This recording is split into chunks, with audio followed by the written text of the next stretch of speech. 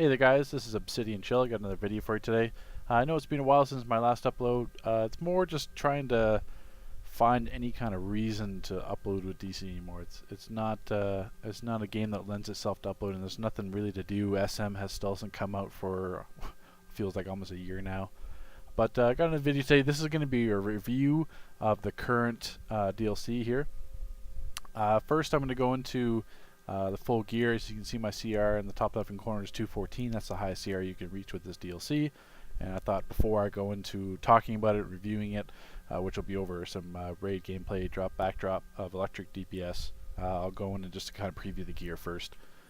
So the new gear, the max vendor CR is 183.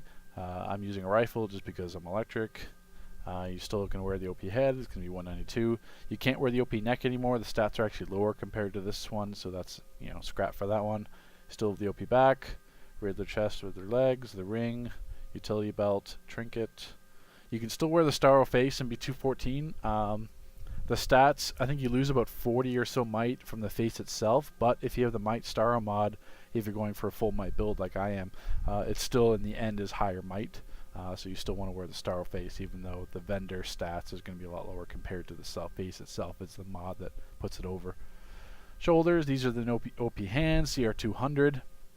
These are quite a bitch to get collection-wise, which I'll talk about later in the review. But those are the stats on the hands. The style on it's really stupid. It's the glove from, I think, is it Black as Day? Whatever that. It's where your one hand, your right hand is empty, your left hand has this glove. That's like the Black Lantern style. It's just a repurposed reskin. It's pointless. As you can see in the picture here, this is the full Riddled style. The back, chest, shoulder platelets. This little fanny pack is the waist, legs, feet, and the hands. I know you can't really tell because I'm wearing the void material on it, but you can see like here there's like a little question mark. The Riddled style itself is actually quite nice. The elite style is basically just the legs and chest. You can see like these little diamond plates that are on it. Those just glow. The elite style is pretty nice too. I haven't farmed elite yet. Yeah, Riddler feet. So stats wise, base is going to be 19,205 might. Now that is with full generators.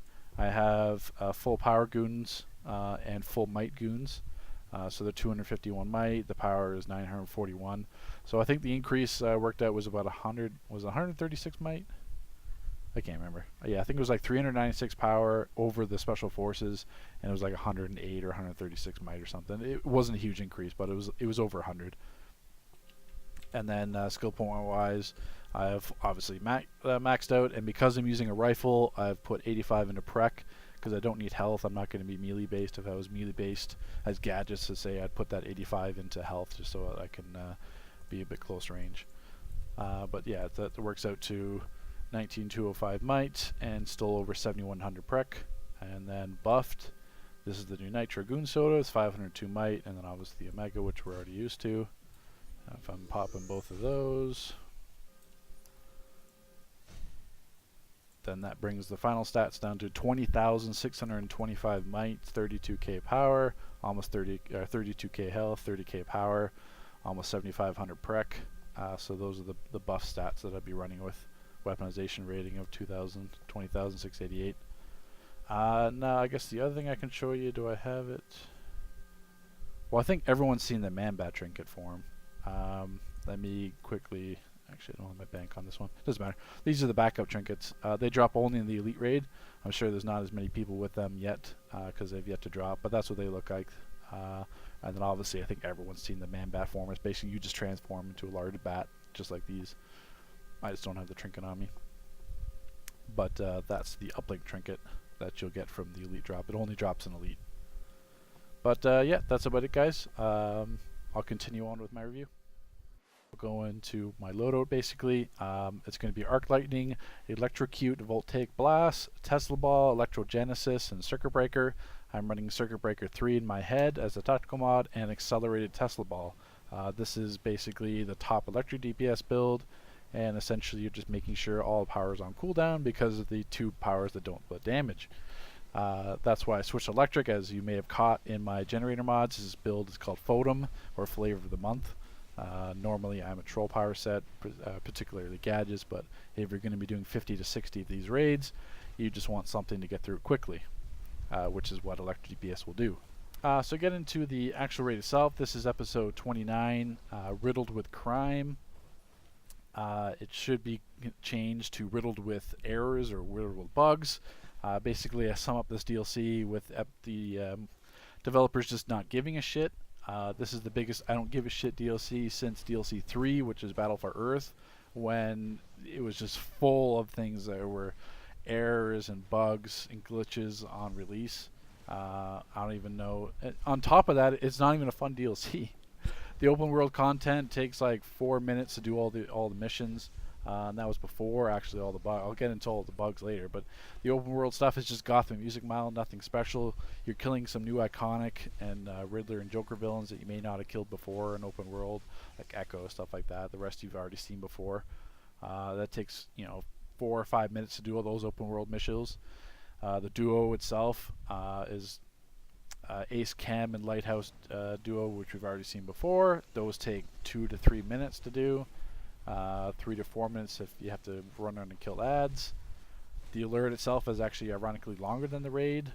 It's Rise of the Bat, same thing. We've already seen that stuff before, or that content, but it just takes longer than the actual raid itself. And then we get to the 8-player, or did I say raid? I meant 8-player alert and Gotham City Zoo. Now, the Gotham City Zoo is the only new content that was designed for this DLC, and it does look nice. Like, it's a nice looking raid. It's just really boring. From how it plays out is basically, I don't know if they just designed it because they knew people were gonna have to farm multiple runs, so they didn't care. They just wanted to make it kind of like, go to sleep and run to the raid. That's pretty much it. Now, getting into the actual bugs was just crazy when it first came out. Like, I'm talking about like hotfixes like almost every single day because of all the stuff that was broken. That just was ridiculous when it came out. So one, the open world missions from Nightwing, you had to kill these problem solvers. They didn't even spawn. The problem solvers didn't even spawn in open world, so you couldn't complete the mission. There was another mission where you had to kill top stooges. Those barely spawned, and then eventually they just didn't spawn in general either. So you have missions you can't even complete in open world because you can't find these guys because they're not spawning. Another part, you get hit by this I don't remember if it was Harley that hit me or one of the ads, but I got hit by this like present bomb that grounded me, and it perma-grounded me. I'm talking about like the status never went away. I popped a breakout trinket, it didn't work. I actually teleported to my base. I was still perma-grounded, so I basically had to shut down my entire game and relog and come back on, and that's the only way I got to be able to clear it from that perma-grounding. Oh, on top of that, the bounty collections, you had to actually roll need on them. So you're out running around open world trying to get these collections for the feats. You had to roll need on them with everyone else. Like, that hasn't been around for a while. And then same thing with the raid. You had to roll on the man-bat trinket that dropped. So you had to roll need on it when it dropped. And then in the elite raid, you had to roll on renown. So we beat elite first day.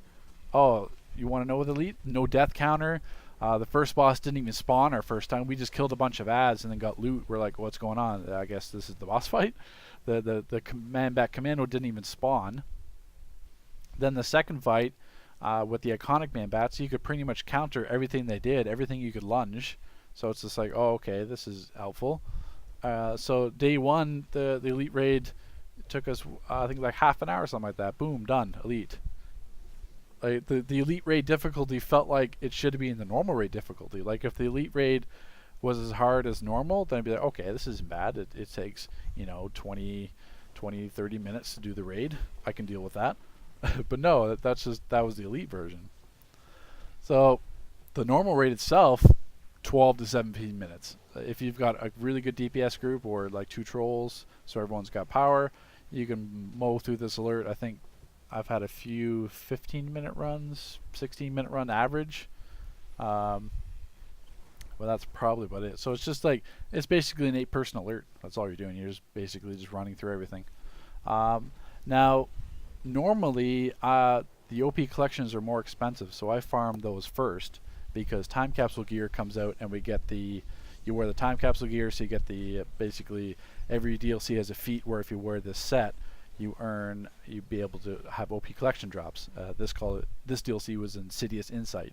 So if you wore a full vendor style, because we didn't have time capsules, you got 8 Insidious Insight, got that feat, and were supposed to get OP collections. Well, apparently, even without that feat, people were still getting plenty of OP collection drops the first day. They were all over the broker, so it's like, okay, well, I guess that feat's not working. So I farm, and a few other league mates farm the full vendor set. So we do, I forget how many marks it was, but we farmed the entire vendor set probably in 2 days, so we could get those OP collections. Because instead, I would have just farmed the 350 marks for the OP hands first and worried about the vendor set later. That's usually what we do. That's what I did for JFA and USR. So we farmed the full vendor, got it, and then OP collections were not dropping whatsoever. I ran 20 raids, 20 Gotham City raids before I got a single OP Joker versus Riddle OP hands collection. And throughout the 60 raids I did to farm the 350 marks, plus I had to buy like the neck and the 2 rings, stuff like that, the other jewelry pieces I needed to get to 214.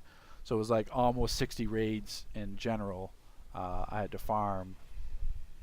I got 3 OP hand collection drops, 3 of them. And I spent 3 days. I was shouting. I think one of the collections I bought for 300 mil. Another guy bought them for 300 mil. Another league mate. I paid 200 mil for another collection. I was shouting for my last collection for the past 3 days for 300 mil.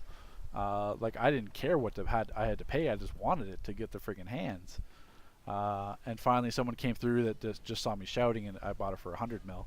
So I saved some money there that I was willing to pay. But the OP hand collection drops are atrocious. I am talking beyond atrocious drop rate. Like, it's ridiculous. If I ran 20 like JFAs or 20 USRs, I would have a stack. I would have like my entire inventory full of like OP collection drops from the backhands and waist. And this is just one collection, and the drop rate's horrendous. It was like 0.02% or something. I actually did the math on it. It's ridiculous. And that's not even imagine when we first logged for the DLC after the downtime came up, all our armories didn't work. Oh, okay, interesting. So then apparently you had to relog for your armories to work. I didn't know that. I had to redo all my armories because I figured it was just broken. Even though my armories were set to gadgets, I couldn't go to gadgets controller or another gadgets build because it said armory was invalid. So I was like, okay, great. And then on top of the armories not working, your tactical mods didn't work either. So you had to relog for your tactical mods, which has been a problem in the past that they've had to fix. So it's like, great. Like, what else? What's wrong? All the style feats, they're under the DLC tab instead of the style tab. I know that's just like, like a lipstick mascara thing. Not anyone cares about that, but it still just goes to like saying, I don't give a shit. Here's this episode. Do it. We'll fix the stuff later because we know it's a piece of shit, and we'll worry about the stuff after it's out because we just want to make money.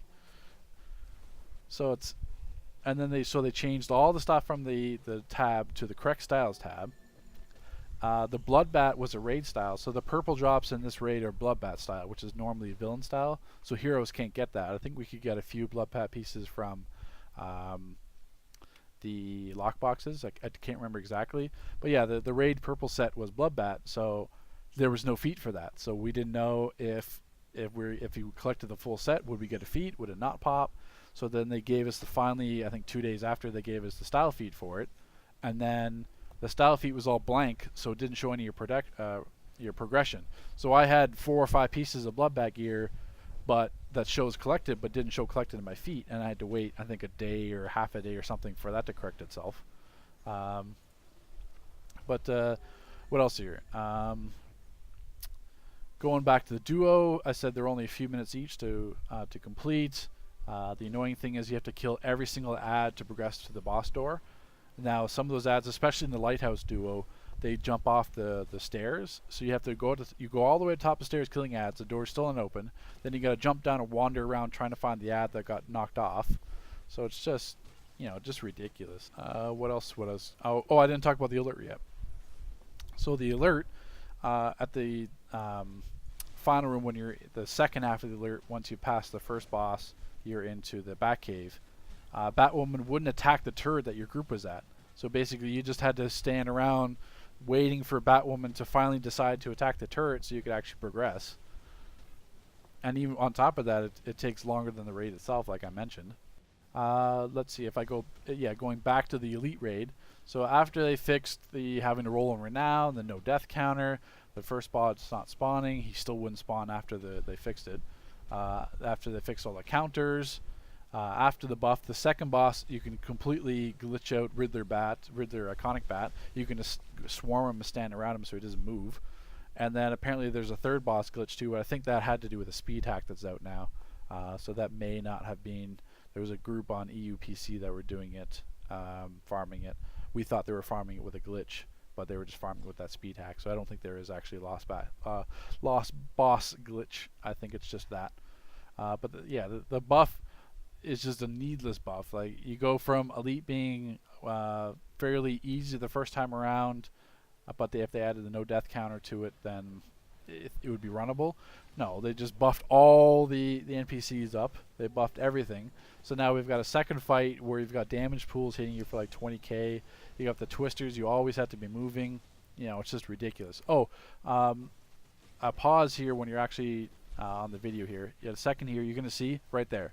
So in this Talia fight, another BS thing with this DLC is Talia fires a dart at a player and it transforms you into that mind control bat. There's no way to avoid that dart. There's a rumor that you can kind of lunge and the dart won't hit you, but like this is the same mechanic as Starro, where you could use the supply drop, you could use that consumable, you could actually avoid being mind controlled. Like there was multiple ways that you could get around being mind controlled. Now you're just stuck. It's luck if you get hit by the dart or not. And you just saw that dart. I got transformed to that. It used my supercharge. It wasted my supercharge being in that bat transformation. I couldn't do shit about it. The only way to break that transformation is you have to wait it out, which takes usually around a minute.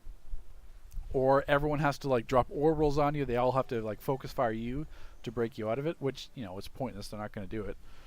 And the whole time is if a healer pops a shield, or if you're a troller and get man-batted, the man-bat's going to use your troll shields in addition to that, so it's going to be even harder to kill you. Like, this is the dumbest mechanic I've ever seen them come out with. You're just going to put in a mechanic that's annoying like that, have no way to avoid it, and no way to cleanse it. Like, why? Like, I didn't test this raid because I was on Destiny 2, which is a far better game than DCUO right now. I don't know what the testers are doing, or if there even was testers, because it certainly doesn't look like it with all the pieces of shit glitches and bugs that came out on release. But if I had anything to say about it, I would have said everything. Because that man-bat is a ridiculous transformation. It's going to use your supercharges and use your powers. Like, I know before, Starro still used it. If you were mind controlled and had like stealth, because I was gadgets back then, it would use my stealth so that when I got out of Starro mind control, I couldn't use my stealth because it was on cooldown. It would glitch out. But it didn't use supercharges before, which is, you know, ridiculous from a DPS healer or controller standpoint. You're in a bat transformation, it's going to use a supercharger in it you could do nothing about. Just ridiculous. But all in all, the sad part of this DLC is it's going to last the next 2 months, and then after that we have another episode coming out that's going to last another 2 months, where we have to craft the generator mods this time. Next one will be the gear mods. This essence stays the same. So basically the next 4 months, or at least the next 2 months, is basically you sign on, run stuff, get off, because you're not going to want to stay on. There's nothing, absolutely nothing appealing about this DLC. It's basically you're just running stuff because you have to, because you need the gear for the new gear for SM. Hopefully, if that ever comes out, that's the only reason why I did this, because I'm just trying to get ready for SM. I thought SM would come out with GFA and USR. Apparently not. That's why I wasted so many marks farming that gear set, because I had 4 or 5 sets of those. But yeah, this is the least appealing DLC that they've come out with in a very, very long time. That's pretty much all I can say about it. Like, there's no beating around the bush. It's just unimaginative. The mechanics are stupid. It's full of bugs and glitches on release. They've had hot fixes almost every single day for it. I wish I could tell you to skip it, but obviously this is going to be better gear, so you're going to have to run it. The last DLC gear is 175. This is 183, so you have to run it. Take care, guys.